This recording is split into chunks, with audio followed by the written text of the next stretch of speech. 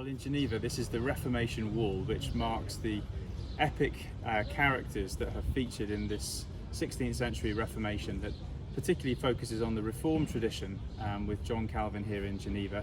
It commemorates 1536, that was the date when Calvin first published his Institutes of the Christian Religion, but it was also the date when the city of Geneva decided to convert to the Protestant tradition from being under Catholic rule. And if we move down, you'll see that the wall then has some of the main characters of the Reformation. And it builds up to the big boys, if you like. Here you can see four characters featured.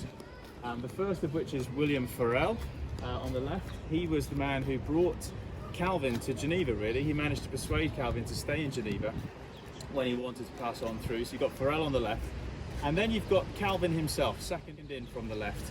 Of course, this is the great reformer of Geneva, the one who really gave the Reformation its doctrine and its thought, in as much as he published the Institutes of the Christian Religion, which laid down an approach to Reformed doctrine, but he also published commentaries and sermons that spread right across Europe and shaped other thinkers, including, you can see there next to Calvin is Beza, Theodore Beza, who in Geneva became Calvin's right-hand man and headed up the academy where other pastors were trained, and then took over from Calvin. And speaking of other pastors, on the right you can see John Knox. He was the Scottish reformer who came to Geneva as a refugee to escape from persecution in Scotland, and here he trained in the Reformed tradition under Calvin and Beza, and then went back to Scotland. And the rest, as they say, is history, because if you keep moving down with me, you can see other great characters. You've got Roger Williams here. It's an interesting one to feature, but he was quite a radical thinker, a Puritan, as you can see in his dress. And Roger Williams brought the Puritan influence to England, particularly championing the cause of freedom of religion and the willingness during the reign of Cromwell, who you can see later comes in the Lord Protector of England in the 1650s.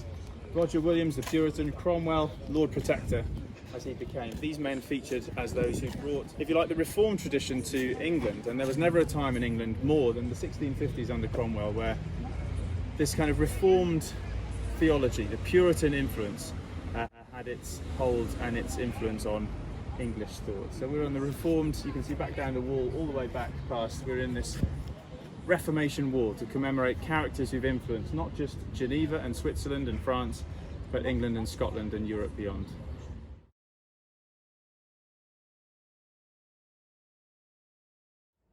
I'm taking Toby up the tower. Right, I'm coming too. We're in Geneva in Switzerland, and this was the city where a significant impact of the Reformation spread out across Europe and even later to America. And of course, because John Calvin came here, he was the great French reformer. He was born in Noyon near Paris, but he had to leave France because he adopted the Protestant positions of grace and the priority of Scripture, and so the Catholic Church at the time meant that he had to flee and he had to become a refugee. And he was actually passing through Geneva. He wanted to go to Strasbourg, and he was passing through Geneva, and a man called William Farel had heard of John Calvin because he'd already written the first edition of his Institutes of the Christian Religion, which became such an influential Reformation text.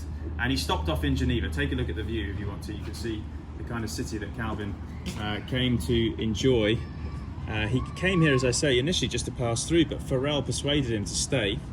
And so Calvin then stayed in the city and tried to bring Reformation. Well, initially they didn't want what Calvin had to offer. It was much more strict. He wanted not just to have Sunday Christians, he wanted to reform the whole city, that the church, through the model he called the consistory, which was effectively a way that pastors and elders and deacons worked together with the town council. He wanted to make it so that if you lived in Geneva, your life became caught up in this Reformation of not just your beliefs, but your whole way of living. And initially the city didn't like it, they kicked him out, so Farel and Calvin left and he went to Strasbourg. But then eventually the city realised, actually we do need what Calvin offers, this Reformation model. So he came back, and here he spent the rest of his life. He preached in this, we're actually right up in the bell tower of the Saint-Pierre Église, the big cathedral in the centre of Geneva, and he preached here twice on Sundays and during the week.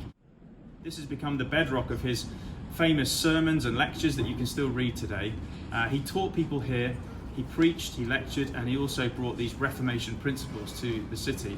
And as a result, people flocked here, pastors and others who wanted to be trained.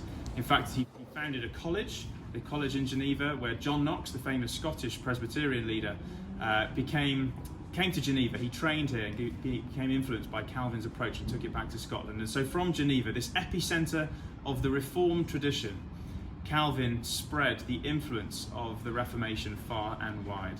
Take another look at the beautiful view. We're in Geneva in Switzerland. You can see it is now marked by that stunning fountain, and over to the right, Mont Blanc towers above this beautiful city.